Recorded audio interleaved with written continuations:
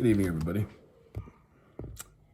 So, for those who saw me on Nina's live last night, I was able to speak with a professional search organizer, and they call it a ground pounder. He had lots of experience. He'd been doing it quite a long time. And cumulatively, their group had a century of experience or more. So his initial take on everything that he was familiar with by himself, and then what I filled him in on, and again, I'll reiterate that one of the first things he asked about was foul play, was that spoke about publicly, and waterways. And so I spoke on the Cal City terrain a couple of days ago, as far as aerial wise, in regards to the aerial view. And in the Cal City area, there isn't, again, let me step back. He said that a lot of people that commit these sorts of crimes, because I believe my take now is it's a recovery effort, unfortunately. And so with that being said, and that in mind, that gears how I would, allot my search efforts. So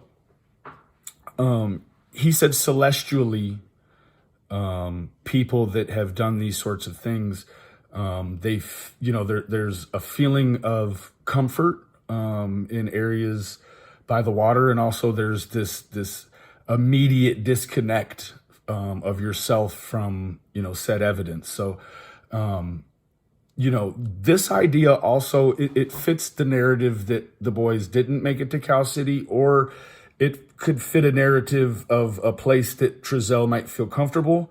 Because when you look at the surrounding areas of Bakersfield, in the radius from west all the way around to east, it's not the kind of terrain that the professional searchers are gonna engage. At this point, he said if they were to step on, whatever 53 or 54, whatever day it is, they would not be on the trail of live bodies. So where they go first is to the path of least resistance, and that's going to be waterways and places that he's comfortable.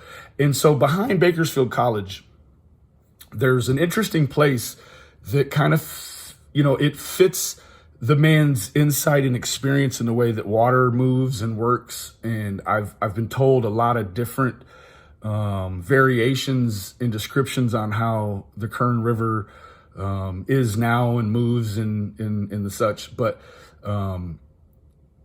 what's interesting is that there's a lot of different points that are just kind of southwest of Bakersfield College that where the Beardsley Canal and the Kern River kind of cross and meet each other and do different things.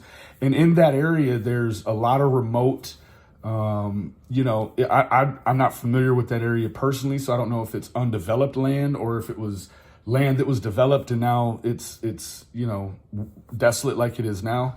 But there's a lot of little areas and peninsulas in places where when you have a vague understanding of the way water moves, as far as, eddy holes and different things, you can gear your search for a recovery in a way by using common sense. That's the formula, so that area there's a lot of potential hang-up spots. I mean, you can actually see that, there's the water's moving fast enough to leave, a rapid, so to speak. It doesn't take a lot of water volume-wise, depth, in order for things to float and move. Now, that being said, there are areas where there's spillways and things get hung in spillways and so I just feel like that area, it feels good for a recovery process in that area. Now, downriver from that area, which is close to the Panamera, the Panamera Park or whatever, down past Oil City, you've got Hart Park.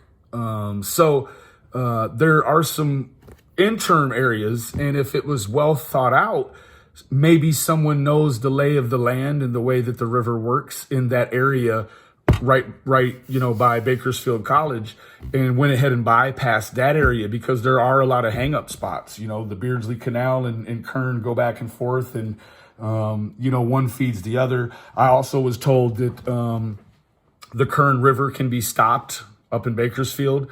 I haven't researched that, but I'm going to, because that's interesting to me. Not because it's a phenomenon, but because the cycles and the times in which the water would be stopped would be familiar to all of us. It would be accessible information and data.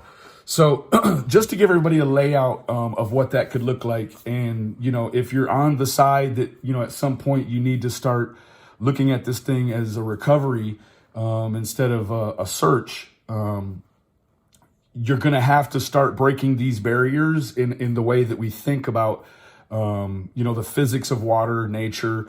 If something's put here and it's carried, where could it potentially stop? When was the Kern River, dried up? So, anyone who has an opinion or a comment, leave it below. And please, like, share, subscribe, all the good stuff. And just let me know what you think. And I'm going to have another video coming out tomorrow where I'll go more in depth with the routes from Potomac to certain areas of waterways, and then show you what the movements would look like from Cal City to a waterway that would, move 2 children. So stay tuned, and I'll catch you here soon. Thanks a lot.